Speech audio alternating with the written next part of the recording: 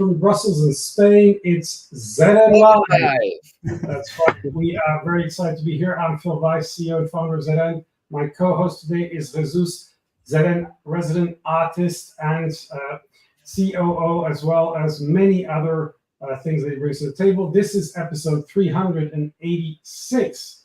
That's right. And our guest today is an experienced communicator, former journalist from the Wall Street Journal. He's also been an APCO director, freelance experts across many different fields and projects, and also, I hear, a wine entrepreneur. More on that soon. He's also an American citizen who has a campaign that he's also personally involved with. But I just want to start with this insane week of very, very dense news that we've had out of the US as well as in Europe. So in the US, we've had, there was an assassination attempt on Trump, followed by the Republican convention, the nomination of a vice president that scares everybody in Europe, and Biden having COVID. So what are your thoughts on the political situation in the US? Is Biden going to resign? Is Trump going to win? And what is your kind of general hope in a very short and sharp point? Well, that's a lot of questions in one. Yeah, thanks for having me first. So I think honestly, even if Biden resigns, the election will still be too close to call. Just because of the deep political polarization in the US. You've seen the last 4 or 5 elections have been like a 48, 52 types of votes, right at the edge. And sometimes even overseas voters, we can come back to the importance of Americans overseas later, they can make the difference because there are some states where overseas votes have actually swung an election. That said, I think Biden will resign. That's to be my big prediction. A lot of people are still saying it's not going to happen, including him. But I think there are more and more people trying to find a way for him to exit gracefully from the scene. Say, thank you, Joe. You've done a good job, but it's time to let somebody younger take the reins now. Yeah, Trump is just the usual roller coaster of news and craziness. Not much more to say about that. Yeah, and I think I've read a lot of kind of his PR team saying you're going to see a new Trump. It's going to be the new magnanimous unifier. That lasted about 10 minutes, and then he went on to his usual points. Now, in contrast to that, you could say we've had an election in Europe. Ursula von der Leyen is confirmed as the president, which they are presenting as continuity and stability.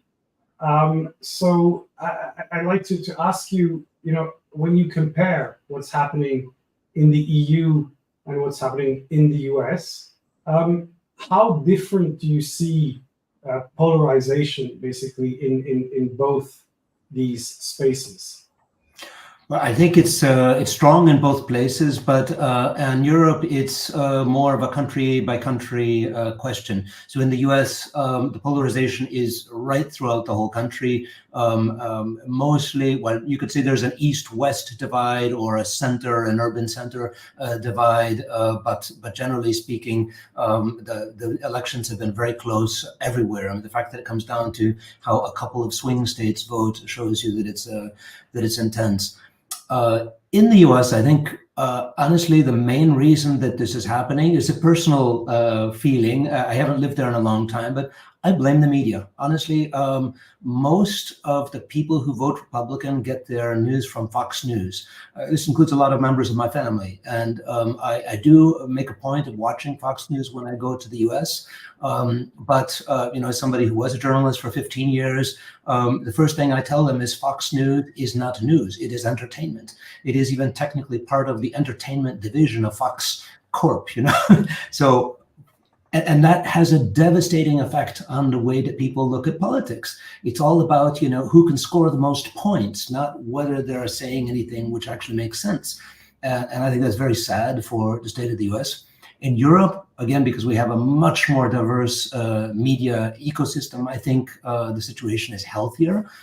Even at the member state level, you'll still have a lot of different voices out there. So that it's, aside from maybe a couple of countries where, let's say, Rupert Murdoch or Berlusconi have had a very strong influence on the media, or now in Central and Eastern Europe, where some elected leaders have got a very strong grip on the media. I think most other places, the media landscape is healthy, and that also makes for a healthier democracy. If I may jump there, last week, Brandon, I was in the US, and I was seeing there, actually, well, I was a bit in some offices, and I was in a bit of lobbies and communicators. And actually, I was thinking, well, there are a lot of similarities between the way of making lobbying or communicating there and here, but at the same time, there are a lot of things that make it a bit different. Even the profession as such, I think here still there is a bit of negativity in the general public and all that, or on the way of communicating. Maybe here is a bit less direct, no, or maybe not so much addressed to the public, public audience, and more focused on stakeholders. For you, what do you think are the big difference, if you could find one or two, between one? There's one huge difference between Europe and the US, and that's the presence of money in politics. Even despite recent bribery scandals in the European Parliament, Eva Kaili and others, that is peanuts compared to the kind of money which is going around in the US. There was just a guy, I think, convicted in New Jersey as well of having accepted bribes from a foreign government. So that goes on everywhere. But since a US Supreme Court decision a couple of years ago called Citizens United, essentially the floodgates are opened. Anybody can contribute a virtually unlimited amount of money to political campaigns. And this has a dramatic effect on the way that politics in the US works. I mean, unless you've made a donation to many people, they won't talk to you. You'd be lucky to talk to the intern in the office. Whereas if you're a major donor, you get access, and maybe if the person does well in politics, you end up with an ambassadorship. I mean, all things are possible, if you get enough money. And I find that sad. I think there are a lot of people who believe in the principle of campaign finance reform, but nobody's ever managed to pass a bill in the Congress yet. Yeah, we're seeing a lot about the impact and now the Silicon Valley money that's coming into the Republican Party from Peter Thiel and from Musk, no longer in Silicon Valley, but basically new kind of money coming in to push things in a new direction, perhaps, or reinforcing the current trend. So when you talked about the EU, and you said actually in the US it was the media that was kind of amplifying this polarization. Well, how much do you think the political conversation in Europe and more specifically in the EU is happening in the media or on social channels, online? And which channels are you particularly looking at? Yeah, well, I think we shouldn't underestimate the media, particularly television. One thing that I've learned in some of my communications roles is that a single television evening news segment of 30 seconds can have much more impact than 20 times coverage in a newspaper. So television is really, really important. That said, I think that social media, it's clear they've become much, much more important. People are spending more time on social media, according to all the statistics, and I don't really see an end in sight for that. And when people do watch television, often these days it's Netflix, Amazon, Apple TV Plus, Disney, whatever, streaming services. So they're not really getting any news. So I think that is important for communicators like us, because it means there is a huge value in doing targeted communications. You can try for just getting stuff out organically, and if you're lucky, you'll get something that goes viral. But the platforms are getting better and better at gaming their systems, so that you essentially have to pay to play. I mean, you need to sponsor posts in order to be seen, even among your own followers, and that's just the way it is. And with a campaign that I'm working on now, we will be targeting people with very specific job titles and role descriptions in the Congress, and we're going to do the same thing in Europe as well. So I think that's increasingly important. Yeah, I also think that even when people go on TV, which in Europe, of course, is much more fragmented, since you kind of going to need to go to a national channel or to a niche channel, let's say, that often gets amplified on social media. So you have your 30-second clip, you drop it, it gets dropped in multiple places, and then it kind of gets to the people that you're aiming for. In terms of the channels, our big conversation last year was, is X going to disappear after the acquisition from Elon Musk? And since then, what we've seen is a move towards LinkedIn from the communicators professionals, but we haven't really seen a mass migration away from X. It's still there, perhaps with a different reach, less impactful, but still as a reference. And then we have Instagram, which is kind of emerging as an interesting place to connect with people. We talked about this with Tom Moylan last week as an activist tool. And then we have the Twitter clones, Threads, Mastodon, Blue Sky, that are also still there, making some slow progress, but certainly not replacing X. Where are you spending most time, and what do you think communicators need to do? Well, I'm definitely spending more time on LinkedIn and Instagram on a personal level. I'm one of those who maybe wished that X had just disappeared, because also for some of my communications roles in the past, I had to spend a disproportionate amount of time fighting trolls and other idiots on X, and I just found it became a swamp. That it was difficult to actually have any sort of meaningful discussion. LinkedIn is a much more staid environment. It's a place where you're talking with professional contacts, and I think that they have a different tone of voice than the kind of shrill anger that you find dominates a lot of conversations on X.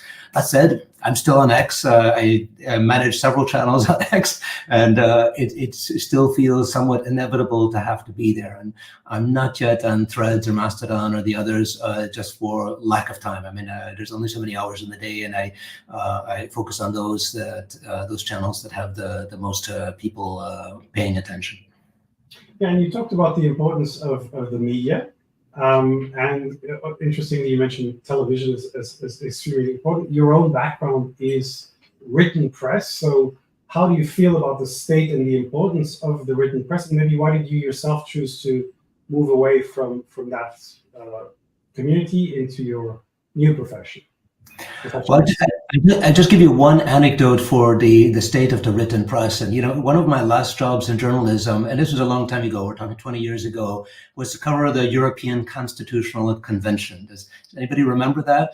But I spent 2 years of my life covering this constitutional convention. It was on the front page of the Wall Street Journal in Europe on a regular basis. It was on the front page of the Financial Times and every other major national newspaper. At one point, the commission came out with one of their Eurobarometer polls, and it found some laughable percentage of the European population had ever even heard of this convention. It was like 2% or 3%, despite tons of really good journalists spending countless hours in these meetings. People didn't notice. But like I said, you get something on the evening news, and millions of people are going to pay attention. So that's my takeaway. One of the reasons in fact, the main reason that I changed was to learn something new. At the time that I left the Wall Street Journal, I had been a journalist for 15 years in Germany and in Belgium. And, my job roles changed from covering Germany to the automotive industry to the EU. But my skill set didn't really evolve. I mean, I was asking questions and writing stories, and then toward the end, a bit of social media and talking on television, but essentially, my skill set was not evolving. And the good news is that when I switched to public relations and strategic communications, I learned tons of new stuff, and I've never stopped learning. So as one of the things I love about consulting is that it offers you the opportunity to work with lots of different clients, lots of different areas, and constantly, essentially, be paid to learn new things and help other people do a better job. Yeah, it's true. I mean, for us, from an agency perspective, you're always working on completely different issues, and you then have to try to understand your client's need, and basically you have to understand not just the comms needs, but also, of course, what's the business purpose? How are they going to achieve that? Why is comms part of it? And I think you need this entrepreneurial mindset for this. And well, actually, the segue question that I know is supposed to build on. But you are also a wine entrepreneur. So basically, tell us a little bit about what is that? Well, that's a side hustle, you can say. About almost 10 years ago, I took a sommelier class, which was more hard work than you might imagine. It was every other Sunday for a year and a half in a windowless basement room from 10 in the morning till 6 at night. Yes, it involved tasting some wines, but it was a lot of memorization and learning how every alcoholic beverage basically is made. From Calvados to sherry to beer to wine, and then learning about all the wines of the world and how they're made and what makes them different and special, and then pairing food and wine. And passing the sommelier exam, I often tell people, was the hardest thing that I ever did since the German driver's exam, which I passed in the 1990s, the written test. And in order not to forget all this stuff that I had crammed my head full of, I decided, well, I better do something to keep this active. So I started doing monthly wine tastings, initially on an experimental basis, and they were super successful. And for almost 10 years now, I've been doing these wine tastings once a month, and they're almost always sold out a month or two in advance. So there's definitely a demand of other people to discover new wines, not your typical French varieties that they can get in any restaurant, but exotic stuff like Xenomavro or Aglianico or Touriga Nacional. I saw you have, I saw you have really nice Greek and Belgian wine. When are you bringing Spanish wine in your portfolio? Well, I have actually sold Spanish wine already. It's not yet on my website, but you can only handle so many things at a time. I mean, I do this as a side job, and I don't make much money on it. So I wanted to focus initially on a couple of wines that I think are definitely underappreciated in Brussels. I think Spanish wine is also fantastic, as is Portuguese wine. And my next wine tasting in September is Spanish. So who knows, if there are a couple wines that prove really popular there, they may end up on my website. Okay. Well, yeah, I please make sure you share where people can find out more about your wine tasting, because I think that's a very important subject for everyone here. Yeah. Now, you talked about learning and how you've changed roles and done a lot of different things, including wine entrepreneurship. And yes, Daniel is saying that he will welcome you to Spain for a wine tasting and a wine influencer. That's perhaps our next event. I like that. Good segue to remind you all that on the 20th of September, we have the EU Influencer event, which is getting a lot of traction. We have a lot of people signed up, but there is still some room. So please sign up. It's going to be great at the Cado Hotel. Now, coming back to the question of entrepreneurship, when you meet young people today, I always like to get our guests to share some advice. What is it that you tell them they should be thinking about when starting their career? Yeah, ask lots of questions. That's my first piece of advice. Is I don't want to dismiss any particular generation, but there are some who think they know more than they do. In fact, I would say most think they know more than they do. And one thing that I learned as a journalist is you never know as much as you think you know. And it's extremely important to ask questions and learn from the people around you. And yes, if you look at, if you were working in President Biden's office, for example, you say he's a kind old man, and nod your head, but you could still learn a lot from the guy. And I would say, I'm at the point in life now where most of the people I work with are younger than me, and I'm grateful to those who ask me questions, and I learn a lot from them as well. I'm constantly asking questions myself. So that's the most important thing, is never assume you know it all. Excellent. I think that's a great tweetable concept, which is ask questions. So now it's time for our recommendations. Starting with me. Sorry, that was the cue to the jingle. But indeed, Brandon, you have several recommendations. So tell us, what do you recommend to our viewers to listen to, watch, or read? Yeah, well, I'll just give a couple. And one is not in the EU bubble. It is a podcast called Hidden Brain. It's run out of the United States by a guy who is himself a psychologist and typically interviews other psychologists often people who've just written a book, and the themes change every week. But I find it's one of the things that often gets lost in our communication strategies. We're all focused on the facts, and our clients can be blamed for a lot of this. A lot of lawyers involved, and it's all about the facts. No, it's also about emotions. It's also about how are people and groups of people going to react to those messages and those facts. And Hidden Brain is one of the best places where I learn new things about the way that people actually think, and then how to use some of those tools and tricks that they share in order to make better communication strategies myself. So another one I will mention, just a second one, is a small podcast that not many people are aware of yet here in Brussels, called EU Untangled. This is run by a friend, Victor Aguilar, in the interest of full disclosure, and he is just trying to take typical EU topics. So why does the Parliament go to Strasbourg all the time, and just pick that apart and explain it to a lay audience in very, very simple terms. So EU Untangled, I'd give a shout out to them. Okay, you had another one, or these are the... Oh, I've got a couple more. So I'm a big fan of EU Scream, which is written by a former colleague from Dow Jones back in my journalist days, James Cantor. He does a great job, I think, in a very sort of original, unabashedly partisan or opinionated way. And then I also listen to the New York Times, The Daily, almost every day, usually when I'm stuck in traffic, which is often. But the New York Times, The Daily, what I love is the way that it goes very in-depth into the topics that are in the news.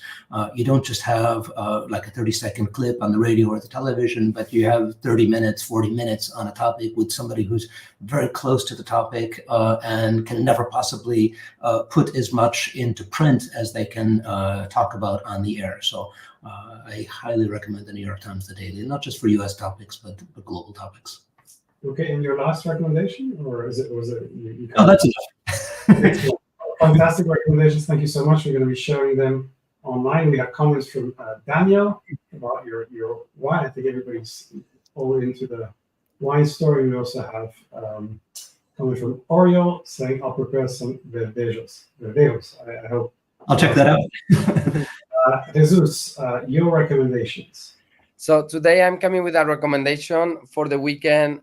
If you want to watch a concert, but from the sofa at home. So actually, a concert on VR.